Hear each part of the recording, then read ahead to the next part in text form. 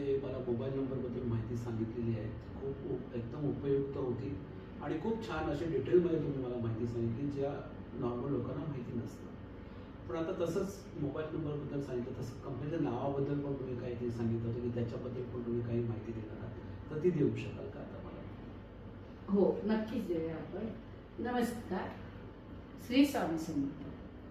आपल्या वास्तुराज भक्तिपथमध्ये आपण गेल्या व्हिडिओमध्ये मोबाईल न्यूमरॉलॉजी या विषयावर सविस्तर विवेचन केलं होतं. आता आपल्याला संदेश सरांच्या मताने की कंपनी नेम हे कसं असावं आणि का असावं याविषयी आपण ह्या व्हिडिओमध्ये सविस्तर माहिती घेणार.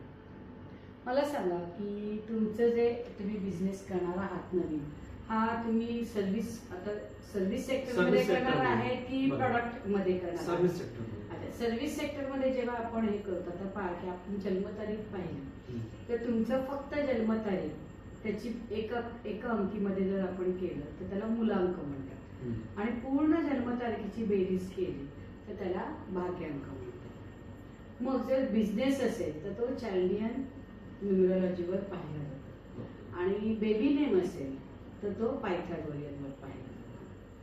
तर मुलांक जो असतो तो स्वभाव सांगतो, आणि भाग्यांक जो असतो तो डेस्टिनी. आता आपल्याला डेस्टिनी पाहिजे, कारण डेस्टिनी म्हणजे काय की तुमच्या बिझनेसमध्ये तुम्हाला पूर्णपणे सक्सेस मिळाला पाहिजे, यश मिळायला पाहिजे.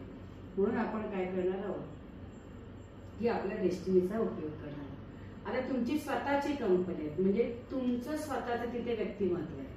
मग तुमचं स्वतःचं व्यक्तिमत्व जिथे आपण विचारात घेणार तेव्हा आपण मुलांकाचा उपयोग करतो. मग मुलांक म्हणजे काय तर तुमच्या जन्मतारखेची बेरीज.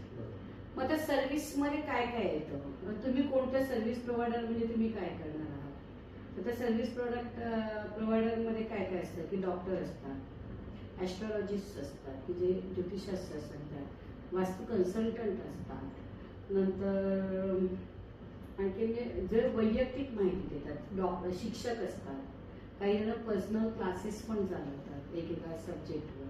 म्हणजे ह्याला आपण सर्व्हिस, किंवा IT मधले जे असतात की जे ITच्या ह्याच्यातले की सर्व्हिस प्रोव्हाइड करतात, टॅक्सेसचे CA जे असतात, चार्टर्ड अकाउंट, म्हणजे असे जे प्रत्येक वैयक्तिक जे सर्व्हिस प्रोव्हाइड, म्हणजे वैयक्तिक एखाद्या गोष्टीबद्दल सर्व्हिस प्रोव्हाइड करतात त्यांना सर्व्हिस प्रोव्हायडर म्हणतात.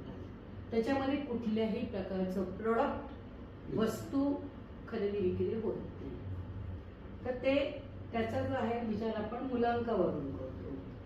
आणि जर तुम्हाला एखादं प्रोडक्ट विकायचं असेल, किंवा आता प्रोडक्टमध्ये बिझनेसमध्ये काय काय येतं, तर एक तुमचं डोमेस्टिक बिझनेस येतो, एक तुम्ही इम्पोर्ट करून विकता ते येतं, एक तुम्ही एक्सपोर्ट करून विकता.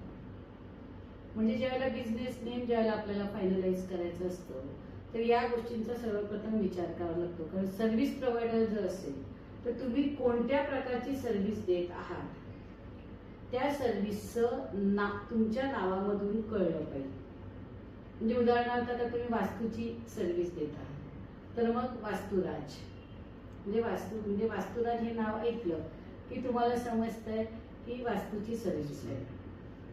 म्हणजे अशा प्रकारे ॲस्ट्रॉलॉजिस्ट असतात, तर याच्या अशा प्रकारे वेगवेगळी अशी नावं आहेत की जी नाव ऐकलं की त्यांची सर्व्हिस आपल्याला काय आहे ते कळतं. तसंच प्रॉडक्ट, आता तुम्ही हर्बल मध्ये आहात, ऑर्गॅनिक मध्ये आहात, की खेळणी आहे, की इलेक्ट्रॉनिक्स आहे वस्तू, म्हणजे तुमच्या त्या प्रॉडक्टवर, म्हणजे तुमच्या त्या कंपनी नेममध्ये प्रॉडक्ट हे तुमचं कुठेतरी झलक दिसली पाहिजे. मग एवढीच गोष्ट होऊन जाते का? मग हे तर कोणी करू शकतं. तर मग त्याच्यासाठी काय केलं पाहिजे, तर 2-3 प्रकाराने, एक तुमचा कंपनी सेटअप असेल आणि तुम्ही वैयक्तिक, याच्यामध्ये फरक असतो. आता कंपनी सेटअपमध्ये काय आहे की तुमची ह्यूज टीम आहे, लिगल डिपार्टमेंट आहे, अकाउंट डिपार्टमेंट आहे. ज्याला अशी मोठी कंपनी असेल तुमची, मग कुठलंही असेल, तर मग त्याच्यासाठी काय केलं जातो, आम्ही भाग्यांक विचारात घेतो. मग भाग्यांक आणि मुलांक ह्याच्यामध्ये देखील 3 आणखी सबटायटल्स असतात. ते म्हणजे सन, कुठलाही बिझनेस करायचा तर सनची पॉवर लागते. दुसरं सॅटर्न म्हणजे शन. मग सनचे काही नंबर्स असतात आणि सॅटर्नचे काही नंबर्स असतात. मग तुमचा मूलांक आणि भाग्यांक हा सणच्या पठडीमध्ये येतो की सॅटर्नच्या पठडीमध्ये येतो हे पाहिलं. तर फक्त सणच्या पठडीमध्ये असेल तर त्या सणच्या पठडीतून तुमचं नाव हे तुम्हाला सुचवलं जातं. सॅटर्नच्या असेल तर फक्त सॅटर्नच्या याच्यावरनं तुम्हाला ते नाव सुचवलं जातं. पण जर तुमचा मूलांक सणमध्ये आला आणि तुमचा भाग्यांक सॅटर्नमध्ये आला, शनीमध्ये आला, तर बाकी दोन्हीचा तिथे वापर करून काही युनिव्हर्सल नंबर आहेत, असे 2 युनिव्हर्सल नंबर आहेत. मग त्या युनिव्हर्सल नंबरला ते अलाइन केलं जातं. म्हणजे हे जे आहे हे खूप प्रक्रिया ही खूप मोठी असते. पण ही प्रक्रिया मोठी असल्या कारणानेच त्याचा पूर्णतः विचार करून अलाइन केलेला असल्यामुळेच आपल्याला त्यासाठी त्या नावाचा हा विचार एका एक्सपर्टकडे जाऊनच करावा लागतो. कारण कसं असतं काय वेळेला की नाही माझ्या आडनावाचं सिंबॉलिक आलं पाहिजे, नाही माझ्या स्वतःचं नाव कुठेतरी दिसलं पाहिजे, असं मुलांचं नाव. आपल्याला आपली मुलंही जीवाभावाची असतात. पण ती जी नावं आहेत ती तुमच्या ह्याच्यात अलाइन होत आहेत का? पण ती जी नावं आहेत त्या नावातून तुमचं प्रोडक्ट अलाइन होत आहे का? कारण कसं असतं की नाव वाचलं की लोकांना ते प्रोडक्ट त्यांच्या इमॅजिनरी मध्ये ते प्रोडक्ट गेलं पाहिजे. तर ते तर तसं ते झालं पाहिजे. आणि म्हणून ह्या सगळ्या प्रकार म्हणजे हे सगळे जे मुद्दे आहेत, म्हणजे काय मी सांगितलं तुम्हाला, एक तुमचं पूर्ण नावाची बेरीज, एक तुमच्या जन्मतारखेची बेरीज, तुमचं जन्मतारखेचं लोकशुग्रीड इथेही येत आहे, चार्लियन पद्धत आणि तुमचं प्रोडक्ट किंवा तुमचा सर्व्हिसचा प्रकार, ह्या सगळ्यांची गोळा बेरीज म्हणजे तुमचं कंपनी नेम. बरं, कंपनी नेम हे खूप मोठेही असू नये, खूप छोटेही असू नये, उच्चार केल्यावर तो फॅमिलियर वाटलं पाहिजे. म्हणजे ह्या सगळ्याचा विचार करण्यासाठी आपल्याला कंपनी नेमसाठी त्या प्रकारच्या एक्सपर्टची गरज असते. हे तुमच्याकडे सेवा मिळते?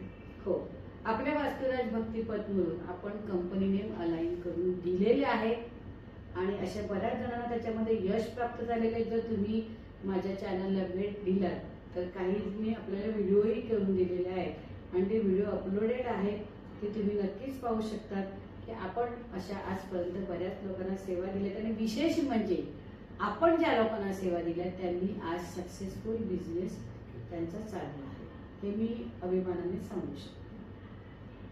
मला वाटतं की बिझनेस कंपनी नेमचं कसं असावं हे तुमच्या लक्षात आलं का आता? बरोबर, आलेलं आहे. त्याचा इम्पॉर्टन्स पण आम्हाला समजलेलं आहे. म्हणजेच काय की खरंच आहे की आपण काय करतो बघा, लाखो करोडोचा बिझनेस करायचा विचार करतो, पण मूळ जे आहे, कारण बेसिक गोष्टी पहिल्या जर तुमच्या ठाम झाल्या तर तुम्ही पुढे जाऊ शकता. तर अशा प्रकारे आपण आज वास्तुराज भक्तिपथ मध्ये आलेलो आहात आणि आज आपण कंपनी नेम या विषयावर आपण बोललेले आहोत. आपण पुढच्या भागामध्ये तुम्हाला मला वाटतं कंपनीचा लोगो या विषयावरही माहिती हवी आहे, तर आपण पुढच्या भागामध्ये नक्कीच कंपनीचा लोगो कसा असावा, का असावा, तो कसा अलाइन होतो हे आपण पाहणार आहोत. तेव्हा तुम्ही नक्की हा तिसरा भाग आहे पाहावा असं मी तुम्हाला आवर्जून सांगू इच्छिते. तर आजच्या दिवसापुरता धन्यवाद. धन्यवाद संदेश.